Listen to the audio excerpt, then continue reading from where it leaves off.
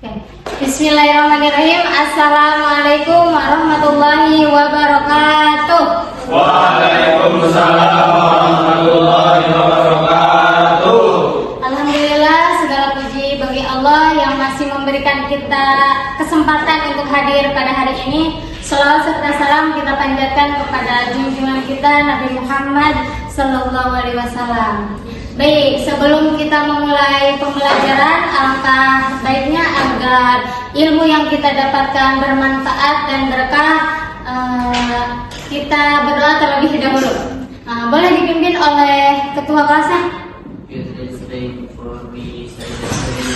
Bismillahirrahmanirrahim. Raditu billahi rabban wa bil islami dinan wa bi Muhammadin nabiyyan wa rasulah. Rabbi zidni ilma warzuqni fahma. Allahumma qadana hikmatan wa ansur alaina rahmatan min khaza'ini rahmatika ya arhamar rahimin.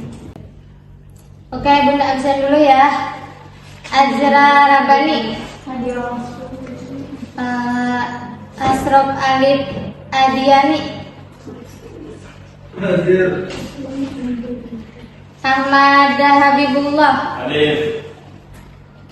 Ayu Putri Septiani, izin. Ajijah Tiara Putri, Cantika Depi Anjani, terus Ertika, izin. Gilang Ryan Fahmi.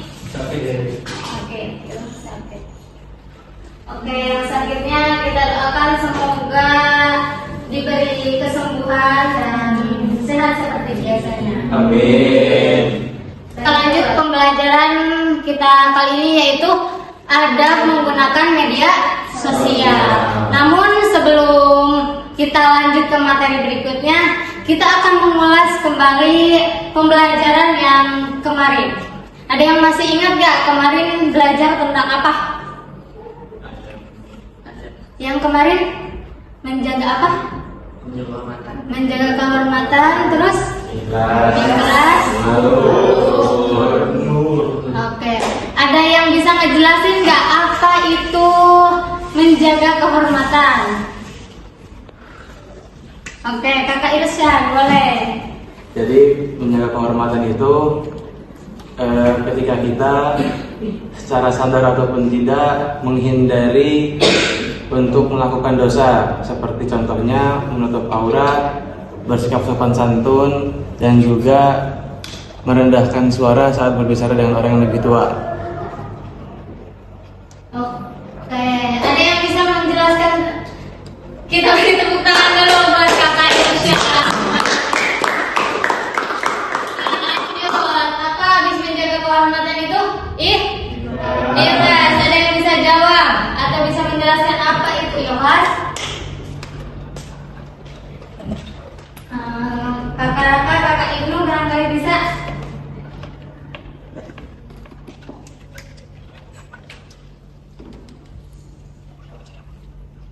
Si ikhlas itu adalah kita melakukan apapun yang kita lakukan dengan niat semata-mata mengharap ridha Allah Subhanahu wa taala. Seperti contohnya kita menerima dengan ikhlas, kita misalkan sekolah di sini. Kemudian kita ketika bersedekah itu juga harus ikhlas dengan mengharapkan ridha Allah Subhanahu wa taala. Oke, beri tepuk tangan buat Kakak Raka. Baik, sebelum itu kita lanjut. Sebelum kita menjelaskan ke materi inti, alangkah baiknya kita mencantumkan atau membaca dulu ayat Al-Quran yang yaitu surat Al-Hujurat ayat 6 yang berkaitan tentang materi kita. Boleh dibaca oleh Kakak Raka. A'udzu billahi minasyaitonir rajim. Bismillahirrahmanirrahim. Ya ayyuhalladzina amanu in ja'akum fasikum binaba'in fatabayyanu an tusibu qauman bijahalatin fatusbihu ala ma fa'altum nadimin. Shadaqallahul azim. Oke, artinya akan dibaca oleh Kakak Ulan. Beriman, jika seseorang yang fasik datang kepadamu membawa suatu berita, maka telitilah kebenarannya agar kamu tidak mencelakai suatu kaum karena kebodohan kecerobohan yang akhirnya kamu misali perbuatanmu itu. Dari surat Al-Hujurat ayat 6 ini bisa kita simpulkan dan ada peristiwa di dalamnya, yaitu Rasulullah mengutus seorang sahabat yang bernama Al-Walid bin Uqbah untuk mengambil zakat ke kaum Bani Mustalik. Nah, tapi di saat di tengah perjalanan, Al-Walid ini merasa takut dan mengira bahwa kaum Bani Mustalik ini akan menyerangnya. Nah, pas ada pikiran kayak gitu, Al-Walid ini kembali ke Rasulullah dan melaporkan bahwa kaum Bani Mustalik ini tidak mau membayar zakat dan ingin memerangi kaum muslim. Nah, akhirnya dari berita tersebut sampai Rasulullah ini percaya, tapi ternyata berita itu bohong. Justru kaum Bani Mustalik ini masih dan mau taat dan mau membayar zakatnya. Nah, dengan adanya peristiwa ini, Allah menurunkan surat Al-Hujurat ayat 6 ini sebagai pengingat buat kita untuk supaya kita jangan terlalu percaya akan berita orang lain. Jadi di sini lebih penting menekankan sikap tabayun, yaitu mengklarifikasi lebih dalam dulu dalam menerima informasi dan mengecek kembali kebenarannya. Oke, baik, sebelum kita lanjutkan pembelajaran agar kita lebih bersemangat, kita speaking dahulu ya. Kalau ada yang masih belum semangat, suruh pimpin di depan ya. Oke, ya kita mulai.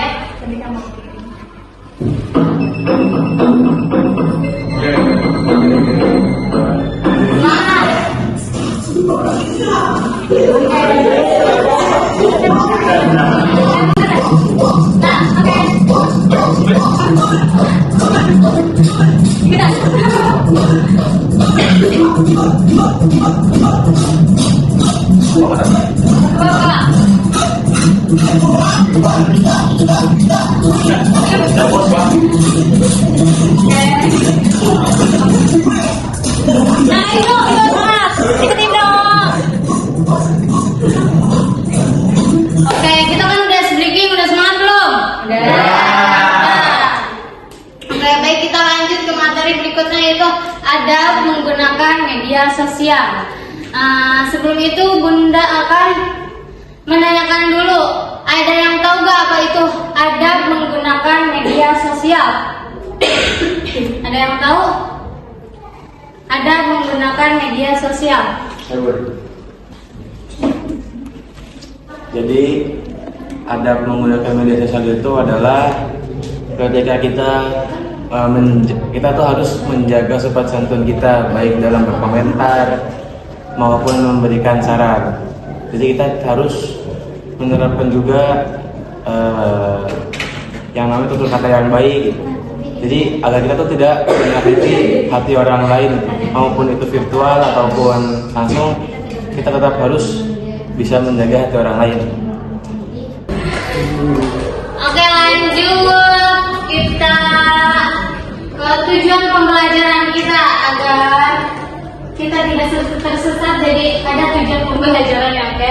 Yang pertama, coba baca tujuan pembelajarannya oleh Kakak Ahmad. Bacakan tujuan pembelajaran yang pertama itu apa? Yang pertama, menganalisis adab dan etika menggunakan media sosial dalam Islam. Oke, yang kedua? Yang kedua, menjelaskan dalil nakli atau Al-Quran yang melandasi perilaku digital. Terus? Yang ketiga, menetapkan perilaku bijak bermedia sosial dalam kehidupan nyata. Lalu yang terakhir, mengevaluasi dampak positif dan negatif dari interaksi di dunia maya. Oke, biar lebih paham, Bunda akan memperlihatkan video pembelajaran. Halo semuanya, selamat datang. Nah, kali ini kita bakal bedah sebuah materi yang jujur aja super relevan banget buat keseharian kita semua. Kita akan mengeksplorasi gimana sih panduan etika kuno dalam Islam secara mengejutkan ternyata punya aplikasi langsung buat kehidupan digital kita yang serba modern ini. Penjelasan kita kali ini didasarkan pada buku teks pendidikan agama Islam yang secara spesifik membahas soal etika atau adab waktu kita lagi main media sosial. Jadi ini bukan sekedar ngomongin aturan kaku ya. Ini lebih ke gimana caranya kita bisa bertahan dan tetap jadi manusia yang beretika di tengah lautan informasi digital yang kadang bikin pusing. Yuk kita mulai. Oke, ini alur pembahasan kita ya. Kita mulai dari realita media sosial kita, terus ngebahas apa itu adab, lanjut ke prinsip Al-Quran, etika berinteraksi, dan terakhir pastinya hikmah dan manfaatnya. Kita masuk ke bagian pertama, realita media sosial kita. Sebelum kita ngomongin solusi, kita tuh harus sadar dulu sama masalahnya. Kehidupan digital zaman sekarang itu masifnya luar biasa. Dan jujur aja, seringkali berisik banyak. Coba bayangin angka ini, 160 juta. Menurut data tahun 2020 dari We Are Social Facebook yang dikutip di buku sumber kita, itu adalah jumlah pengguna aktif media sosial di Indonesia. Skala konektivitas sebesar ini emang bawa potensi luar biasa buat kebaikan. Tapi pastinya ini juga membuka celah buat masalah yang disebut raksasa. Nah, di balik angka raksasa tadi ada sisi gelapnya, angka 1401. Berdasarkan pantauan Kominfo, cuma sampai bulan Mei 2020 aja mereka nemuin 1401 konten hoax dan disinformasi. Dan parahnya lagi, itu cuma yang seputar topik COVID-19 aja loh. Gila kan? Bayangin gimana informasi palsu, ujaran kebencian, sampai provokasi bisa diubah cuma dalam hitungan detik. Yang menurut keputusan yang penting bisa ditulis ya. Kita emang udah lagi Nanti ada pertanyaannya. apakah kedewasaan kita dalam berinteraksi udah bisa nimbangin? Lanjut ke bagian kedua, apa itu adab? Jadi buat menghadapi kekacauan digital tadi, buku teks kita nawarin sebuah intervensi adab. Secara bahasa, adab itu artinya adat istiadat. Tapi secara istilah, buku ini mendefinisikan adab sebagai kebiasaan dan aturan tingkah laku praktis yang punya muatan nilai baik dan diwariskan dari generasi ke generasi. Jadi ingat ya, adab itu bukan sekedar teori moral yang kaku di atas kertas. Ini adalah jangkar etika praktis kita. Waktu kita nerapin adab di media sosial, itu artinya kita lagi mentransfer nilai-nilai luhur dari obrolan tatap muka langsung ke dalam kolom komentar atau status yang kita ketik tiap hari. Buku teks kita ngasih pesan yang kuat banget di sini. Bayangin sebuah lingkungan belajar yang tradisional, lengkap dengan seragam dan peci, tapi berpadu mulus banget sama penggunaan smartphone dan laptop. Pesannya apa? Pesannya adalah kemajuan teknologi sama sekali nggak menghapus identitas atau etika kita. Malahan sebaliknya, identitas kita lah yang seharusnya pegang kendali soal gimana alat-alat digital itu kita gunakan. Materi kita ini dengan sangat spesifik nyambungin interaksi fisik sehari-hari sama interaksi digital. Tujuannya buat ngegesin satu hal yang super fundamental. Dunia maya itu sama sekali bukan zona bebas etika. Sopan santun, rasa hormat, dan tantangan buat nyakitin orang lain yang berlaku di dunia nyata itu berlaku sama persis pas jempol kita lagi asik ngetik di layar. Intinya nggak boleh ada bedanya antara kelakuan akun digital kita sama diri kita di dunia fisik. Oke, sekarang masuk ke bagian ketiga, prinsip dan panduan Al-Quran. Mungkin kalian nanya, dari mana sih aturan-aturan adab digital ini berasal? Nah, ayat ini, surah Al-Hujurat ayat 6 adalah intinya. Maka, telitilah kebenarannya. Dalam bahasa agama, konsep ini disebut tabayun. Ini tuh ibarat mandat absolut buat selalu memverifikasi berita sebelum kita bereaksi, keburu emosi, atau main share aja ke grup WhatsApp keluarga. Teks ini benar-benar nyorotin kalau nerima informasi mentah-mentah dari sumber yang gak jelas, terus langsung disebar, itu adalah kecerobohan besar. Ujung-ujungnya bisa bikin kesel dan merugikan orang lain. Makanya, tabayun adalah benteng pertahanan pertama kita buat melawan hoax. Poin krusialnya ada di perbandingan dua perilaku yang kontras banget ini. Berdasarkan panduan dari surah Al-Hujurat ayat 12, ada garis batas yang tegas banget. Yang wajib kita lakuin itu tabayun dan kedua, di zaman dimana semua informasi diraguin, jadi orang yang teliti itu bakal bikin kita dapat kepercayaan dari orang lain. Ketiga, kalau kita buang jauh-jauh kebiasaan suuzan, hati kita tuh bakal jauh lebih nyaman dan gak gampang overthinking. Dan pada akhirnya, ini semua bakal membangun hubungan sosial yang harmonis dan damai, entah itu di grup chat maupun di kehidupan nyata kita. Sebagai penutup bedah materi kita kali ini, saya pengen ninggalin satu pertanyaan yang lumayan provokatif buat direnungin. Coba pikirin deh, tiap kali kita buka kunci layar HP kita, tiap komentar yang kita ketik, dan tiap link yang kita share, apakah kebiasaan digital kita itu benar-benar lagi menghubungi kita sama kebijaksanaan? Atau jangan-jangan kita cuma sekedar nambah kebisingan aja di dunia maya yang udah kelewat riuh ini?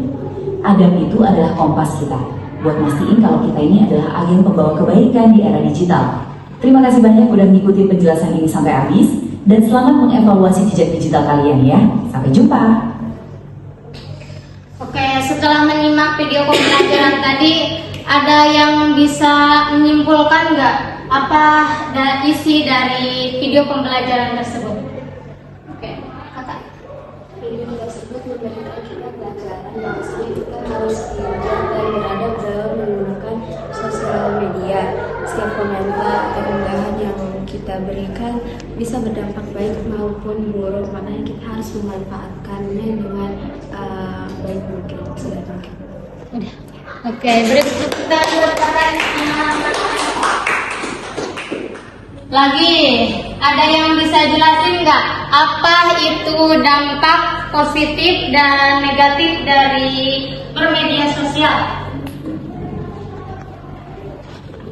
Dampak positifnya yaitu yang pertama memudahkan komunikasi jarak jauh, yang kedua menambahkan informasi dan pengetahuan, dan yang ketiga memperluas pertemanan dan relasi menjadi sarana belajar.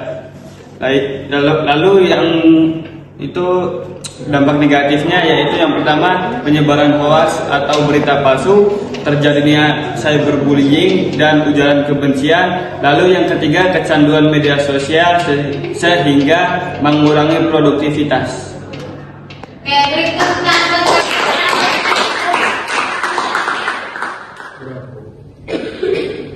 jawab kita kasih. Satu lagi deh. Tadi di video pembelajaran ada istilah saring sebelum sharing. Ada yang bisa menjelaskan atau memaparkan apa itu istilah saring sebelum sharing? Oke, kakak Rafi. Jadi itu adalah sikap bijak dalam menggunakan media sosial dengan memeriksa terlebih dahulu kebenaran, manfaat, dan dampak suatu informasi sebelum membagikannya kepada orang lain.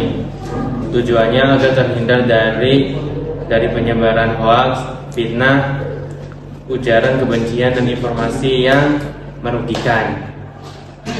Oke, berikut untuk kakak Rafi.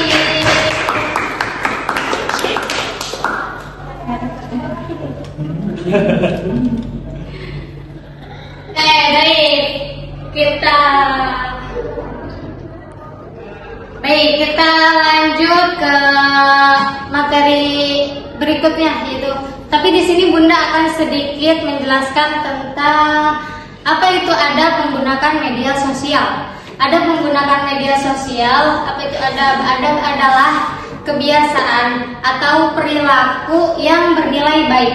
Artinya kita menggunakan media sosial dengan baik dan bijak. Misalnya tidak berkata kasar, tidak menyebar berita bohong atau hoax, dan menjaga privasi diri dan orang lain. Nah, dengan kita beradab di media sosial, kita bisa mencerminkan lingkungan yang positif, aman, dan nyaman. Jadi sebelum kita berkomentar atau sebelum kita posting, alangkah baiknya kitanya berpikir dahulu apakah ini bermanfaat buat kita atau justru merugikan buat kita. Oke, jadi kita dalam bermedia sosial itu harus apa? Harus tabayun. Apa itu tabayun? Mencari dulu kebenarannya atau mengklarifikasi dalam mencari informasi. Jadi seperti yang kita lihat tadi di video pembelajaran, saring dulu sebelum sharing. Oke, biar kita lebih mantap untuk memahami materi tadi, Bunda akan membagi dan membuat kelompok untuk menganalisis atau mencari tahu dan memecahkan masalah dari kasus-kasus yang ada di media sosial. Oke, ayo bagi kelompoknya menjadi 3 kelompok. Oke, cara pengerjaannya, kakaknya buka smart, terus di situ ada link kasus. Kelompok 1 yaitu mengerjakan video yang pertama, yaitu berita kasus hoax, dan yang kebagian kelompok 2 yaitu berita kasus cyberbullying. Linknya di sini ya Kak, bisa dilihat nanti terus dianalisis. Dan ini untuk kelompok ketiga, yaitu berita kasus ujaran kebencian. Oke. Apa sudah paham? Oke. Untuk pengerjaannya 15 menit. 15 menit ya pengerjaannya. Nanti kalau udah selesai semua bisa dipresentasikan per kelompok. Oke, selamat mengerjakan.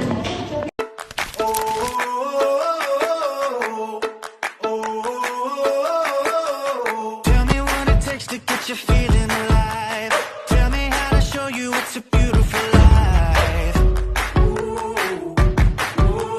I'll do anything to pull you into the light, 'cause everything will change when you open your eyes.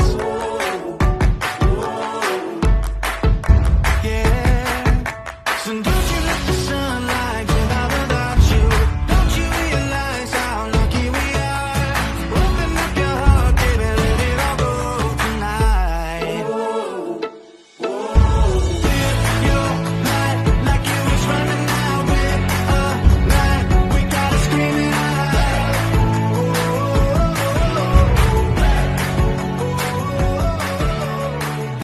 Oke, udah selesai? Ada yang belum? Udah. Kita presentasi mulai urut dari kelompok 1. Siapa yang menganalisis berita kasus hoax yang video pertama? Oke, ya video pertama bisa ke depan, kakak.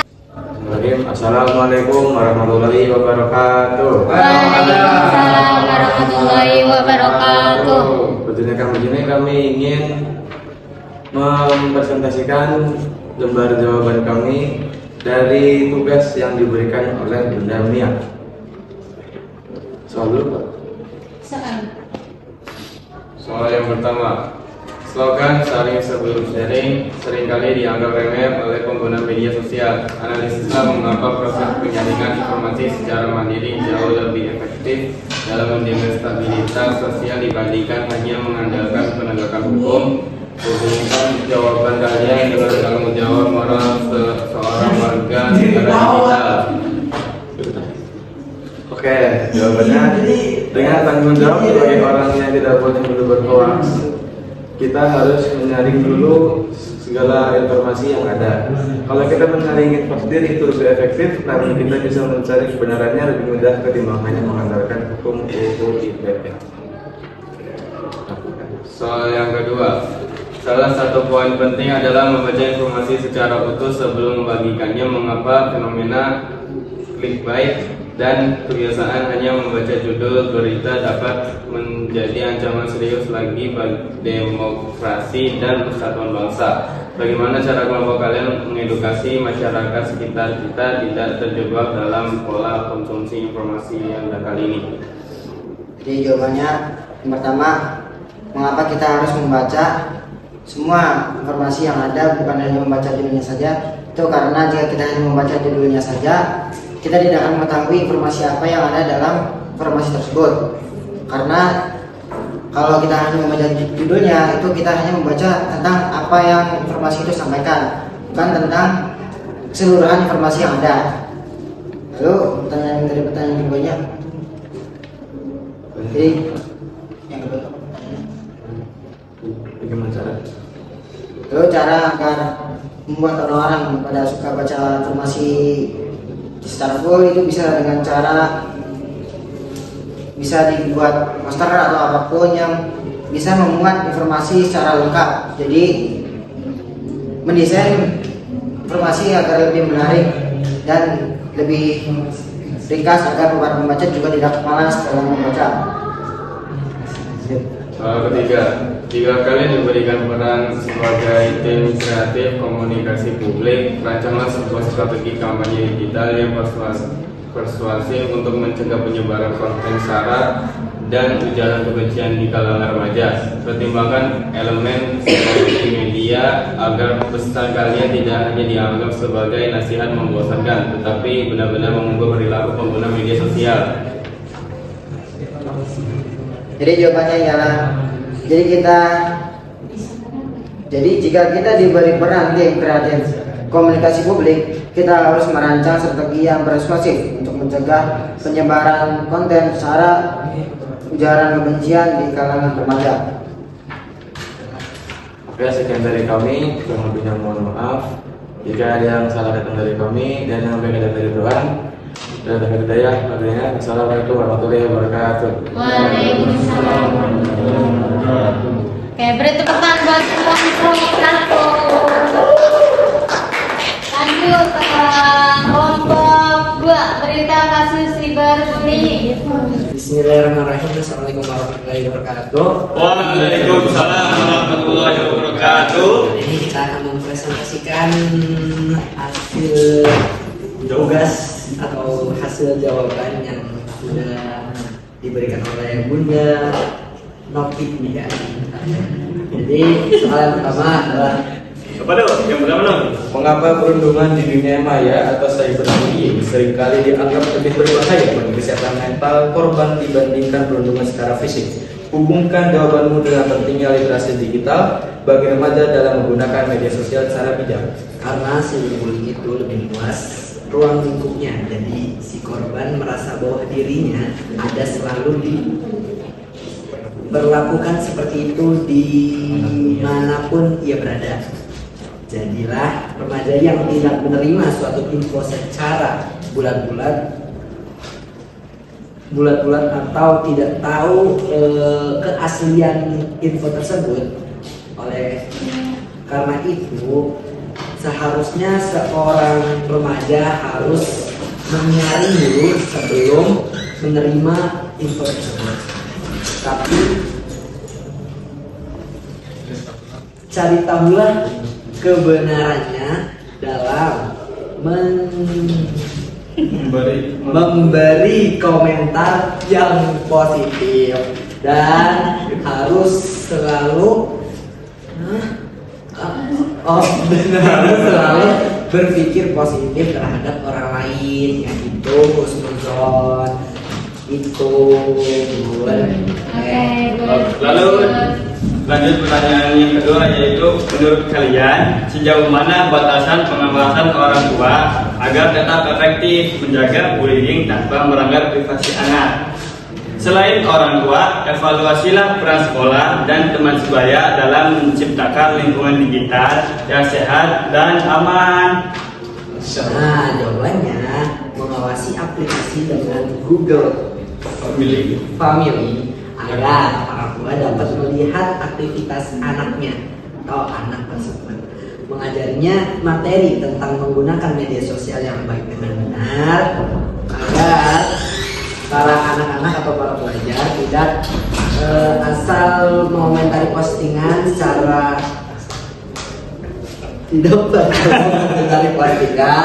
dan tidak asal menerima informasi dari beberapa pihak yang belum tahu informasinya secara jelas. Dan Cukup sekian. cukup. Lalu pertanyaan yang ketiga dong. Jika kamu melihat seorang teman sedang dirundung atau menjadi pelaku perundungan di media sosial, langkah konkret apa yang akan kamu ambil? Rancanglah sebuah kampanye singkat berupa slogan dan 3 langkah aksi. yang bisa diterapkan di sekolahmu untuk memutus rantai cyberbullying? Oke, kita harus membelanya dengan bukti-bukti yang kuat. Ini benar. Dengan bukti-bukti yang kuat dan nyata, maksudnya bukti-bukti Kita itu berani bully. beneran dibully. Jadi kita tuh harus melapornya kepada para pembimbing, juga ataupun ke ustadz Nokan gitu. Jadi si anak-anak tersebut ini harus memiliki bukti terlebih dahulu sebelum melaporkan kepada ustadz ataupun ustazah, supaya ini tuh ada bukti yang jelas gitu bahwa seseorang ini telah melakukan perundungan di dalam media sosial gitu. Terus apa tadi?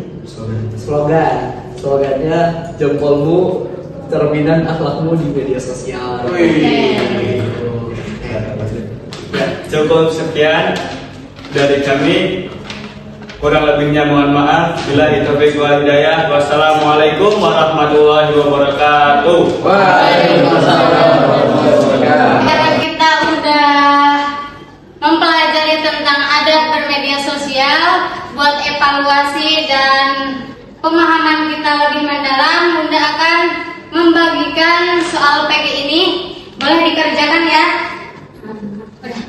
Oke, baik. Udah selesai ya pengerjaannya kita dari awal sampai akhir tentang adab menggunakan media sosial. Ada yang bisa menyimpulkan nggak? Atau Bunda aja?